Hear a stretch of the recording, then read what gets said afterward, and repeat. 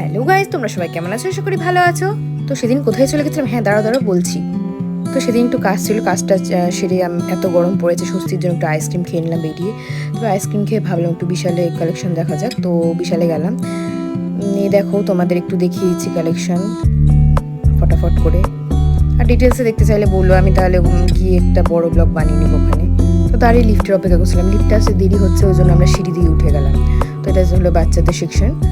এই দেখো, এখানে ফ্রকগুলো দেখতে যদিও একটু ভালো ছিল, কিন্তু কাপড় প্রচণ্ড বাজে ছিল, খসখসে। এই টপটা ভালো লেগেছে, কিন্তু জিন্স এইসব অপশান একদমই বাজে ছিল।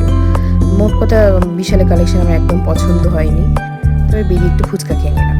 এই যে ফুচকা টুচকা খেয়ে বাড়ি চলে এলাম।